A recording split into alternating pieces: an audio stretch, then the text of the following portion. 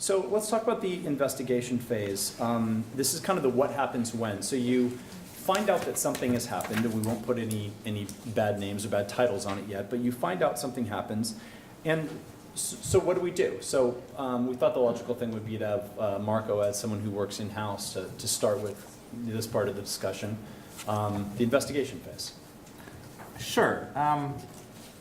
This happens too much in my life, but it's like a Friday afternoon, I'm thinking about the weekend, I'm ready to log off, ready to have the beer open, and my Skype messenger pops up, and it's my chief information officer.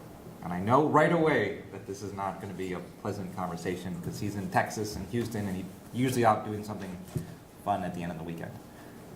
Every time this happens, it's, Marco, I think we might have had a security breach or a security incident. And at that point, what you really have to do, it's just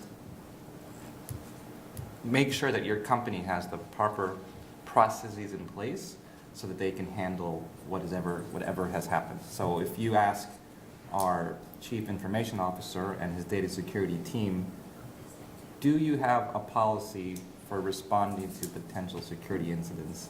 The answer is yes, and that they actually spent a lot of time on it, and that this policy gets audited once a year by various of the certification providers that we utilize, ISO and that SOC 1 and SOC 2.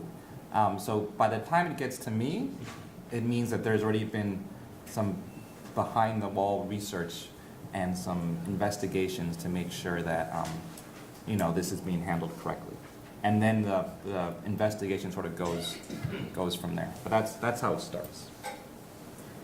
So, Ryan, I think for other organizations, you might have law enforcement that knocks on the door and might be saying, hey, we think we have a potential leak at your organization, and then that would make it to Marco's desk.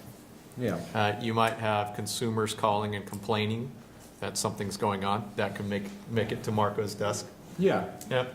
And most of the time, thankfully, since we have this policy, they know to check the box and call Marco. So most of the time, it says, all right, we check in the box, we called Marco, and I'm like, the email went to the wrong person, it has a digital signature, it's not North Carolina, we're okay.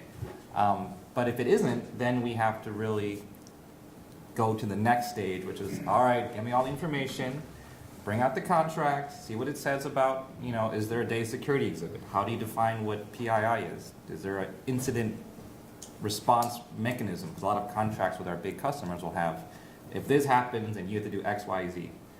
And you want to avoid doing X, Y, and Z because your customers want to hear from you that you did something less than perfect with their data. So what you're trying to do is operate within 3 realms. The first is the policy that your company has in place for dealing with incidents. The second is looking at your contract and reading it, which is where I come in because no one but me at the company wants to read a contract, and asking your lawyer, okay, this is what happened. Are we in trouble, or do we have to tell the customer? I read it. I use my professional judgment and experience to figure out, well, is this really an incident or is it not? And a lot of these contracts, the current ones handle this stuff correctly, but we've been around. Well, Walter's Kluwer's been around since like the 1600s, though. But the contracts that I'm looking at, they're from the 90s on. So in the 90s, this isn't going to even be addressed. So that means you don't have to tell anyone. But if it's a serious breach and data got out there, then that's when we have to figure out, okay, what are the privacy issues? What are the regulations? Do we need outside legal counsel? Because for all the hats I wear, I don't have enough time to be a specialist in something like the privacy laws of all the states.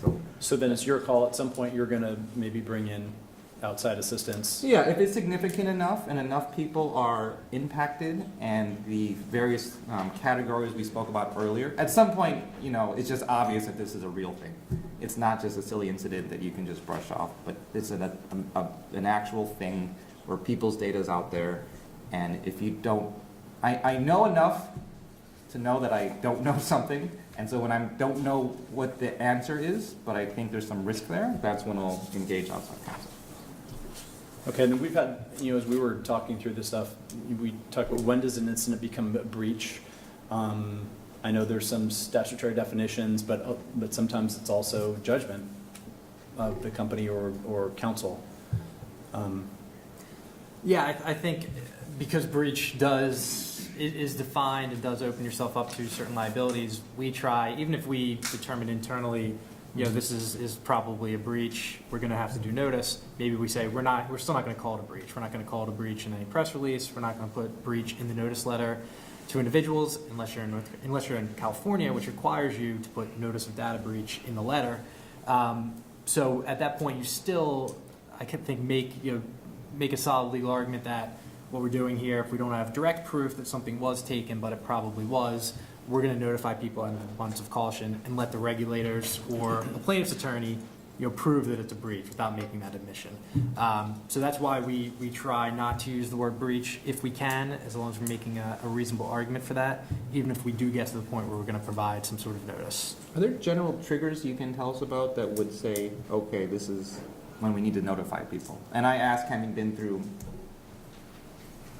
a number of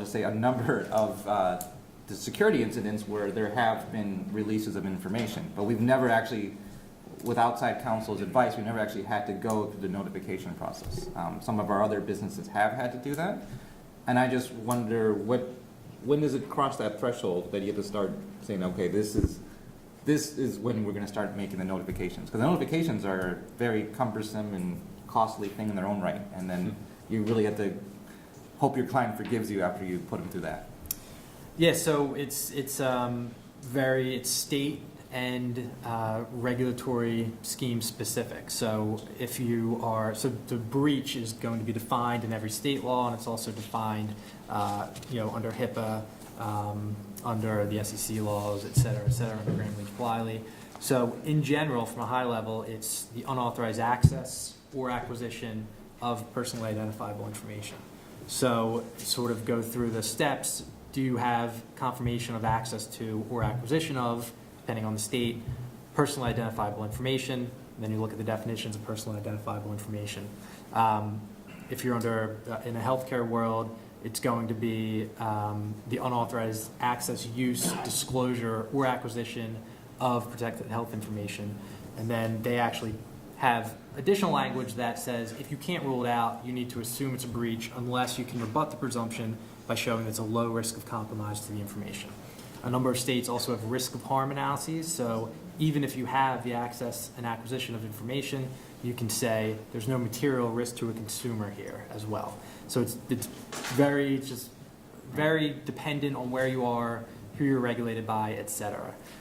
Ed, I jumped a couple slides up just because I think it was relevant to what you're talking about. This is just a little snippet of what we could have put up. I mean, this originally was about 5 slides. It's there's a ridiculous amount of information out there, different regulations, state, federal, et cetera. And, so I don't know if there was anything else Ed to come back to on that, but. Yeah, absolutely. And this just kind of see all the different potential regulatory landscapes you're looking at in making this determination. And your burdens are going to be different depending on what type of institution you are, what type of data it is.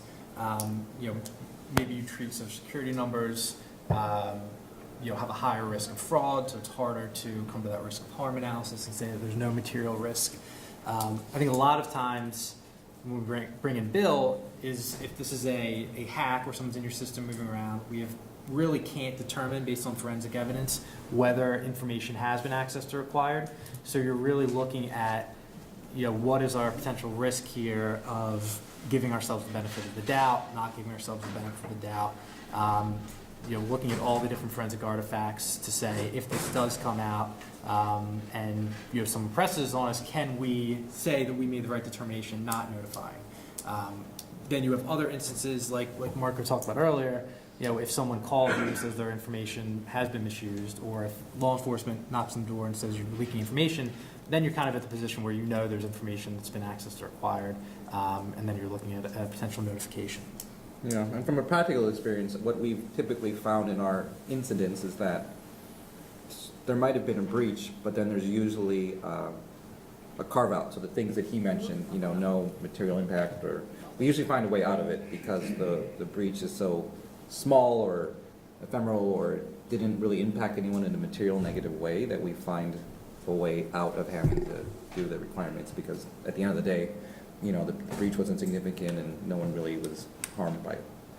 And one thing I'd like to point out to everyone here, don't rush to get notification letters out. Let forensics do their job. We've had several incidents where clients have sent the letters out, we come in, get involved, and then we figure out that you didn't have to send the letters out to begin with. So that then you have to send out another letter or call those clients and tell them, oh, we thought it was, your information was compromised and now it's not. So with that, I mean, Ed can tell you different states here, you got 30, 45, 90 days. Some states, unreasonable delay. The state of Indiana is always unreasonable delay, but 30 days. I don't know what that means. Yeah, there's secret rules that the attorneys general have. So Indiana doesn't have a deadline, but if you're over 30 days, they're going to initiate an investigation and ask you for more information and potentially fine you. The Connecticut Attorney General's statute says 90 days, but they put out some guidance that says we don't really mean 90 days, that's too long. They also require 1 year of credit monitoring if an SSN or driver's license number has been affected. But if you don't give 2 years, the Attorney General will follow up with you and threaten to initiate an investigation unless you provide 2 years of credit monitoring. So there's a lot of unwritten rules that you need to be aware of as well.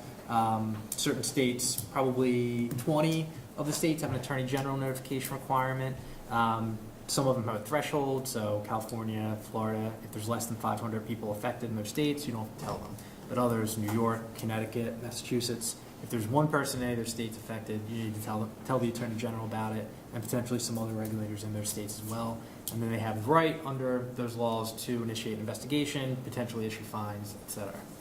One other question I had, and this is for all of us, when we're doing contracts and reviewing contracts, my clients will often say, you know, if we have a data breach, you as a person who caused that data breach need to pay for all these things because we're going to pay for all these things. And our response is, well, we'll pay for the legally required things. Are the legally required things only the notifications and the credit monitoring? Because they'll throw in everything. They'll throw in call center, you know, personal therapy, all this stuff that they'll want us to pay for. But I'm like, I don't think that's right. Let's just narrow it down to what we actually should be on the hook for. Yes. Where is it written in the contract is the answer to that. But I'll just delete it all and say no. I'm only gonna give you what I have to give you, Right. and what I have to give you is. Yeah, so it's notice. In some states, it's not necessarily a call center, but you need to provide a contact number for people to ask more questions. So if you're dealing with tens of thousands of people, really the only reasonable way to do that, you could argue, would be to have a call center. Credit monitoring is actually only required in 2 states, California and Connecticut. None of the other states actually require the credit monitoring to be provided. But it's sort of become something that people expect. And if you don't provide it, you're going to have a lot of angry consumers who are going to threaten litigation. So it's something that people just kind of offer as standard in the industry, but it's not actually required in those states. So speaking of threatening litigation, we kind of jumped over this, but I wanted to come back to this for just very quickly. The use of a law firm. We've got some notes up here as to, you know, why do you need to? What are the advantages? Ed, 1 minute, talk us through this. Sure, yeah. So as Marco said, you know, it is tough to keep track with all the 48 different state laws and numerous federal laws that are constantly changing. So if someone like Marco brings us in, depending on the situation, sometimes we get brought in, you know, day one as an active breach. That's probably, you know, the most, I guess, fun, for lack of a better word, where you have someone, not fun for Marco, but you have someone in a network, CIO calls, they say, you know, there's somebody in the network, we can't get them out, we don't know what they're doing. You know, they call us because we need to investigate. What we usually do then would call someone like Bill to bring in them as an outside forensic investigator. We'd hire them on the client's behalf so that we could take the position that they are our consulting expert, providing us with information such that we can provide legal advice to the client regarding their obligations so that we can then protect the investigation, all the communications, and the attorney-client privilege. So in those situations, we would bring in someone like Bill.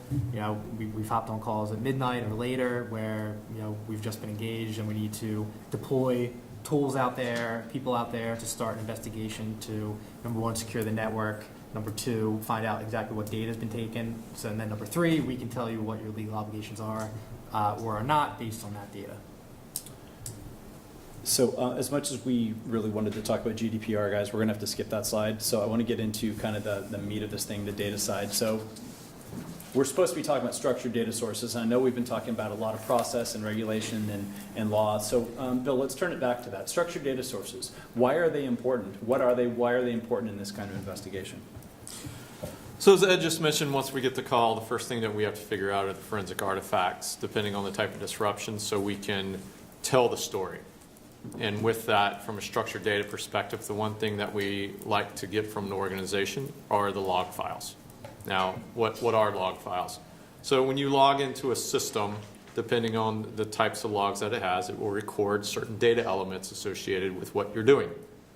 So we like to have as long, as far back as we can get the logs in order to start creating what we call heuristics and behavioral patterns of users. Now, from an organization perspective, unfortunately, some types of logs are not kept for quite some time because when people are starting to look at disk space and other things, they're like, well, do we really need those logs? But from an investigative perspective, we like them, we need them. And then once we go through them, then we start looking at different types of data patterns. So for example here, does everyone know what a firewall is? Show of hands. Okay, all right. How far back do your logs go in your firewall? Anybody? You have no idea, right? Call the IT guy, he'll figure it out. So from that perspective, depending on how far back those logs go, a lot of times the firewalls are set up to where they're just right over the last log that's there. So that forensic artifact might not be there. So then we have to go to the next forensic artifact. Let's just say we're going into an application server. That might have a certain log on it. So we have to go harvest that. And then into a database server. Then we have to harvest that data. So the more logs that we have, the more we're able to kind of structure and tell the story associated with what's happening. Gets into a lot of pattern recognition, and it takes time because sometimes you'll run into what we call in the industry a false positive. Say we think we have a user that's doing things they shouldn't be doing. For example, Ed's in the payroll system at 2 a.m. in the morning. What's Ed doing in the payroll system? He was never there before. Was his account compromised? Then we have to go talk to Ed. Ed's like, oh yes, I was on vacation and I was just checking my payroll stub. Okay, checks out. Or Ed's like, I have no idea what you're talking about. I don't even know what the payroll system is. So those are the things that you have to consider. And that's just from a log perspective. Then you start getting into other structured data sources. This is where organizations keep the massive amount of data. For example, one of our clients was a data broker for different hospital systems. So they had hundreds of clients, and each client had their own repository associated with it. So if you were a threat actor and you broke into this organization, you would have to figure out which repository that you're going to and then what data that you potentially were going to take. But from a forensics perspective, when we get involved, we have to then try to understand where that threat actor went and then what repositories did he hit. Because if you're going to say the information was at risk, we're trying to ring fence it as much as possible. So we need as much digital forensic evidence that is out there. Another good repository for digital evidence is backup tapes. So if the current image of the, let's just say the database is corrupted, we want to go back to the previous day or maybe the previous month. So when you're talking to your IT folks that are out there, we always encourage you guys to say, how are you keeping backups? Are they done on a daily, weekly, monthly? And you have to test your business continuity plans, which is another thing to do. Interesting enough, how many people here heard of the NotPetya, or that just came out last month? Show of hands. One person, 2, 3, okay. All right, this was a fascinating piece of malware that happened, and its purpose was to destroy items. So the interesting thing about it, from an organization perspective, is did you have the proper backups, and then could you restore from those backups? And a lot of your larger organizations started to figure out that they didn't have the proper backups in place in order to do the restoration. So those are things, again, to just remember from a BCP perspective. Can everyone say BCP? Not hearing it. All right. Fair enough. And I mean, the thing I think that's also important to remember is that everything about you sits in a structured data repository somewhere. Everything. I mean, here's some just examples of, you know, this is just scratching the surface of the kind of things that are out there that probably impact you in some way, shape, or form. So these are the kind of things that we're digging into when we're doing these investigations. So we wanted to talk for a few minutes about analysis tools. Now, we're not expecting you to even remember these.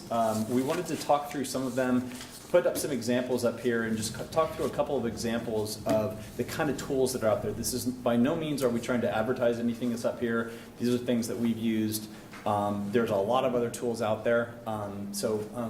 Bill, a couple of kind of the more common tools that we use to analyze these structured data sources that we're constantly running into. Yeah, so from a structured data perspective, first and foremost, Splunk. Anyone heard of Splunk? Show of hands. Okay, I have one person. Excellent. They're a publicly traded company. Stock's done fantastic. Good time to get in with them. Cloud-based solution.